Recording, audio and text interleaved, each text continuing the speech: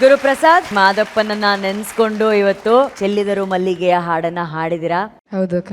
ನಿಮ್ಮ ಉತ್ಸಾಹ ನಮ್ಮ ವಿಪಿ ಸರಿಗೆ ಎಷ್ಟು ಇಷ್ಟ ಆಯ್ತು ಅಂತ ಕೇಳೋಣ. VP sir. ಗುರುಪ್ರಸಾದ್, ನಮಸ್ಕಾರ ಸರ್. ಹೇಗಿದ್ಯಮ್ಮ? ಚೆನ್ನಾಗಿದ್ದೀನಿ ಸರ್, ನೀವು? ಬಹಳ ಚೆನ್ನಾಗಿದ್ದೀನಿ. ನಿನ್ನ ಹಾಡು ಆಡಿಷನ್ ಅಲ್ಲಿ ಜನ ಕೇಳಿ ಎಷ್ಟು ಸಂತೋಷ ಪಟ್ಟಿದ್ದಾರೆ ಗೊತ್ತಾ ಸರ್? Thank you sir. ಅವನ ಮೊದಲ ಗುರುವೇ ನೀವು ಸರ್ ಈ ಕಾರ್ಯಕ್ರಮದಲ್ಲಿ.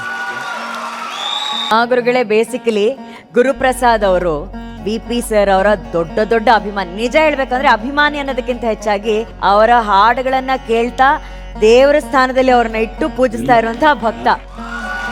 ಇಲ್ಲ, ನನ್ನ ಹಾಡು ಕೇಳ್ತಾನೆ ಒಂದ್ ಕಡೆ ಆದ್ರೆ ಹಾ, ಇನ್ನೊಂದ್ ಕಡೆ ಅವನು ಬಹಳ ಪಯಣದ ಬಗ್ಗೆ ಆಮೇಲೆ ನಾವು ಮಾತಾಡಿದ್ರೆ ನಿಮ್ಗೆ ಗೊತ್ತಾಗತ್ತೆ. ಅಷ್ಟು ಸುಮಧುರವಾದ ಹಾದಿ ಅಲ್ಲ, ಹಾ.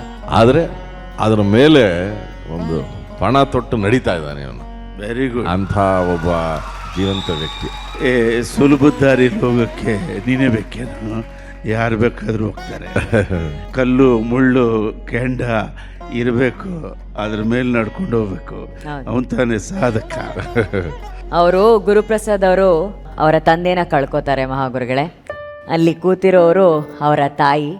ಆಕೆ ಮೈಸೂರಲ್ಲಿ ಮನೆ ಕೆಲಸ ಮಾಡಿಕೊಂಡು ಕೇವಲ ಕಡಿಮೆ ಸಂಬಳದಲ್ಲಿ ಮಕ್ಕಳನ್ನ ಸಾಕ್ತಾ ಇರೋಂಥ ಎಷ್ಟು ಜನ ಮಕ್ಕಳು?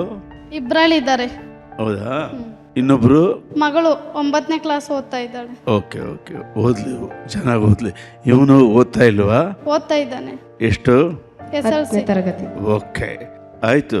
ವಿಜಿ ಏನ್ ಹೇಳ್ತಾರೋ ಅವ್ರ ಹಿಂದೆ ನಾವು ಇಬ್ರು ಸೇರಿ ನಿನಗೆ ಏನಾಗುತ್ತೋ ಎಲ್ಲ ಸಹಾಯ ಮಾಡಿ. ಅವನ್ ಸಂಗೀತ ಕಲ್ತಿಲ್ಲ ಅಂತ ಮಹಾಗುರುಗಳೇ. ಹೋದ್ವಾರ ಹೇಳಿದ ಕೂಡಲೇ ವಿಪಿ ಸರ್ ವೇದಿಕೆ ಮೇಲೆ ಬಂದು ಇಲ್ಲಿ ಕೂತು ಮೊದಲ ಗುರುವಾಗಿ ಕೂತು ಆತನಿಗೆ ಮೊದಲ ಸಂಗೀತ ಪಾಠವನ್ನ ಮಾಡಿಕೊಟ್ಟಂತಹ ಗುರುಗಳು.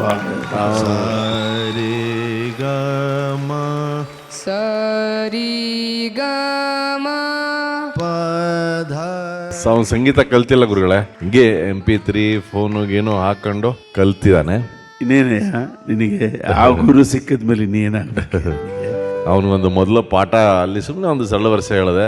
Very good. ದ್ವಿತೀಯ ವಿಘ್ನ ಆಗಬಾರ್ದು ಅಂತ ಮಾರನೇ ದಿನ ನಾನು ಹೈದರಾಬಾದಲ್ಲಿ ಇದ್ದೆ. ಫೋನಲ್ಲಿ ಅವ್ನಿಗೆ ಇನ್ನೊಂದು ಪಾಠ ಹೇಳಿದೆ. ತೃತೀಯ ವಿಘ್ನ ಹಾಡ್ದ. ಖಂಡಿತವಾಗಿಯೂ ನಿನ್ನ ಕಲಿಕೆ, ವಿಶೇಷವಾಗಿ ನೀನು ಈ ಕಾರ್ಯಕ್ರಮ ನಂಬ್ಕೊಂಬಂದಿದ್ಯಾ. ಹೌದು ಸರ್. ಖಂಡಿತವಾಗಿಯೂ ನೀನಿರೋವರೆಗೂ ನನಗೆ ತಿಳಿದ ವಿಷಯಗಳನ್ನು ನಿನ್ನ ಜೊತೆ ಯಾವಾಗಲೂ ಹಂಚ್ಕೋತಾ ಇರ್ತೀನಿ. ಶುಭವಾಗಲಿ. ಕಲಿಯೋದು ಮಾತ್ರ ನಿಲ್ಲಿಸ್ಬೇಡ, ಆಯ್ತು ಸರ್. ಓಕೆನಾ?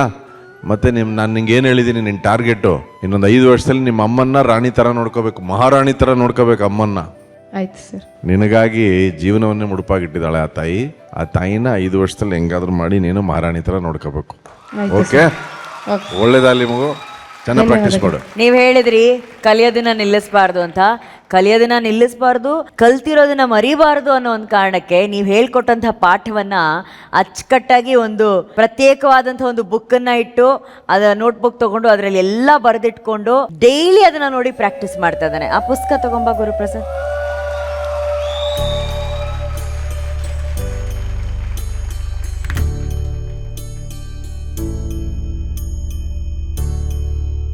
ಫಸ್ಟ್ ಪೇಜಲ್ಲಿ ಗುರುಪ್ರಸಾದ್ 10ನೇ ತರಗತಿ ಸರ್ಕಾರಿ ಪ್ರೌಢಶಾಲೆ ಅತ್ತಿಗೋಡು, ಸಂಗೀತ ವಿಜಯ್ ಪ್ರಕಾಶ್ ಸರ್. ಓಂ ನಮಃ ಶಿವಾಯ ಬರೆದು, ವಕ್ರತುಂಡ ಮಾಕಾಯ ಆ ಒಂದು ನೀವು ಹೇಳ್ಕೊಟ್ಟಂತಹ ಗಣಪತಿ ಸ್ತುತಿಯನ್ನು ಬರೆದು ಅದನ್ನು ಪ್ರತಿ ಸಲ ನೋಡಿ ಕಲಿತಾ ಇದ್ದಾನೆ. ಪ್ರತಿ ದಿನ ಕಲಿತಾ ಇದ್ದಾನೆ. ನೋಡಿ ಸರ್, ಅಕ್ಷರ ಎಷ್ಟು ಮುತ್ತು ಪೋಣಿಸ್ದಂಗಿದೆ. ಸರಳ ವರಸೆ, ಆದಿತಾಳ, ಮಾಯಾ ಮಾಳವ ಗೋಳ, ಆಹಾ, ವಾ ವಾ ವಾ, ಪ್ರತಿಯೊಂದು ಸರ್. ಆಮೇಲೆ ಪಾಯಿಂಟರ್ಸ್ ಬರ್ದಿದ್ದಾನೆ ಸರ್. ನಿಧಾನವಾಗಿ ಹೇಳಬೇಕು, ಏರಿಳಿತ ಚೆನ್ನಾಗಿರಬೇಕು, ನಿಧಾನವಾಗಿ ಹೇಳುತ್ತಾ ಹೇಳುತ್ತಾ ಸಮಸ್ಥಿತಿಯಲ್ಲಿ ಬರಬೇಕು, ಹಾಗೆ ಹೇಳುತ್ತಾ ಹೇಳುತ್ತಾ ವೇಗವಾಗಿಯೂ ಹೇಳಬೇಕು. ಎಲ್ಲ ಪಾಯಿಂಟರ್ಸ್ ತರ, ಹೈಲೈಟರ್ಸ್ ತರ ಬರ್ಕೊಂಡಿದ್ದಾರೆ ನೋಡಿ ಸರ್. ಆ ಶ್ರದ್ಧೆ ನೋಡಿ ಸರ್, ಆ ಶ್ರದ್ಧೆನೇ ಗುರು ಆಗ್ಬಿಡ್ತಾನೆ. ಮಹಾಗುರುಗಳು ಯಾವಾಗಲೂ ಒಂದು ಮಾತು ಹೇಳ್ತಾ ಇದ್ರು, ಅರ್ಹತೆ ಯೋಗ್ಯತೆ ಇರೋನ್ಗೆ ಯಾವಾಗಲೂ ಗುರು ಸಿಗ್ತಾರೆ ಅಂತ. ಅಂಥ ಶಿಷ್ಯನಿಗೆ ಇಂಥ ಗುರು ಸಿಕ್ಕಿದೆ. ಅವನ ಹಸಿವಿಗೆ ನಿಮ್ಮಂತಹ ಗುರು ಸಿಕ್ಕಿದ್ದಾರೆ VP sir. All the best Guruprasad. Thank you sir. ಶುಭವಾಗ್ಲಿ. Thank you V P sir. Arjun sir, Guruprasad ಅವರ ಮಾದಪ್ಪನ ಹಾಡಿನ ಬಗ್ಗೆ. ಗುರುಪ್ರಸಾದ್ ಅಂತ ಹೇಳಿದ ತಕ್ಷಣ ನನಗೆ ನೆನಪಾಗ್ತಿರೋದು ಗುರು ಇಲ್ಲಿ, ಆ ಬುಕ್ಕು ಗುರುವಿನ ಪ್ರಸಾದ, ಇದೆರಡು ಸೇರಿ ಗುರುಪ್ರಸಾದ್ ಇಲ್ಲಿ ನಿಂತ್ಕೊಂಡಿದ್ದಾನೆ. ಒಳ್ಳೇದಾಗಲಿ ನಿನಗೆ, ಹೀಗೆ ಕಲಿತಾ ಹೋಗೋ ಪಾಠಗಳು ನಡೀತಾನೆ ಇರಲಿ ನಿನ್ನ ಜೀವನದಲ್ಲಿ. ಆಯಿತು sir. Thank you sir. Thank you sir. ಮಹಾಗುರುಗಳೇ, ಬಹಳ ಒಳ್ಳೆಯ ದೃಶ್ಯ ಇದು. ಅದೇ ಈ ವೇದಿಕೆಗೆ ಏನೋ ಒಂದು ಮಹತ್ವ ಇದೆ ರೀ. ನಾವು ಏನು ಮನಸ್ಸಿನಲ್ಲಿ ಅನ್ಕೋತಿರ್ತೀವೋ ಅದು ತಾನಾಗೆ ಬಂದು ಇಲ್ಲಿ ಒದಗುತ್ತೆ ನೋಡಿ. ಅವನ ಕಣ್ಣಲ್ಲಿರೋ ಹೊಳಪು ನೋಡಿ, ಎಷ್ಟು ಆತ್ಮವಿಶ್ವಾಸ ಇದೆ ಅವನಿಗೆ. ಅವನು ರಿದಮ್ನ ಸವಿತಾನ್ ಸರ್, ರಿದಮ್ನ ಸವಿತಾ ಅವನೇ. ಹಾಡೋದು ಹಾಗೀಗೆ ಅದು ಬೇರೆ, ಬಟ್ ತಾಳನ ಸವಿತಾ ಇದ್ದಾನೆ. ಅದೊಂದು ದೊಡ್ಡ ಕ್ವಾಲಿಟಿ ಕಣ.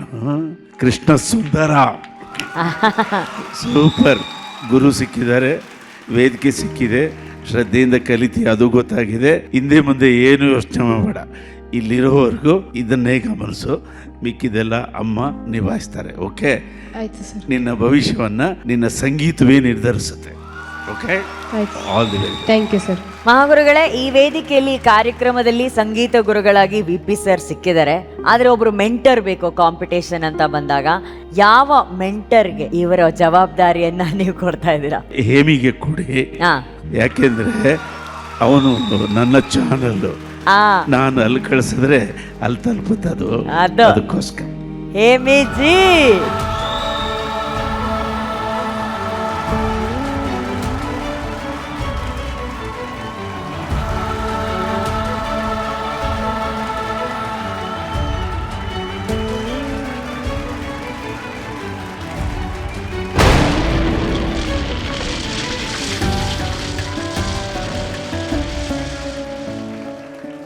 ಮಹಾಗುರುಗಳು ಹೇಳಿದಂಗೆ ಒಂದು ದೊಡ್ಡ ಮಾತು ಹೇಳಿದ್ದಾರೆ. ಹೌದು. ಈ ವಾಹಿನಿಯಲ್ಲಿ ಅವರ ವಾಹಿನಿ ನಾನಂತ ಕಡೆ. ಸೊ ಇದಕ್ಕಿನ್ನ ಇನ್ನೇನು ಬೇಕು ಗುರುಗಳೇ? ತಗೊಳ್ತೀವಿ. ನೀವು ಹೇಳಿದ ಮಾತು ಸ್ವೀಕರಿಸ್ತಾ ಇದ್ದೀವಿ. ಈ ಪರಂಪರೆನ ಮುಂದುವರಿಸೋದಕ್ಕೆ ನಮ್ಮ ಪ್ರಯತ್ನ ಯಾವಾಗಲೂ ಇರುತ್ತೆ. ಶುಭವಾಗ್ಲಿಕ್ಕಂತ ಚೆನ್ನಾಗಿ ಹಾಡ್ತೀಯ ಕಣ. ಗುರುಗಳ ಆಶೀರ್ವಾದ ತಗೊಬೇಕು.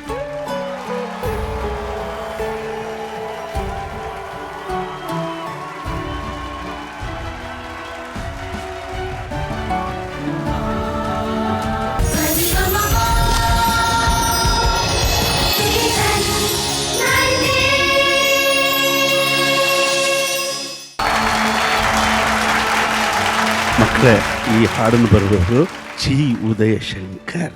ಇದರ ರಾಗ ಸಂಯೋಜನೆ ಯಾರ್ದು? Rajan Nagendra sir. Okay, wonderful. This song is dedicated to Chi Udaya Shankar and Rajan Nagendra sir.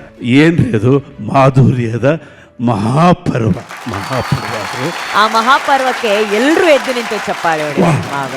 Big standing ovation, big salute Rajan Nagendra sir ಹಾಗೂ ಚಿ ಉದಯ ಶಂಕರ್ ಸರ್.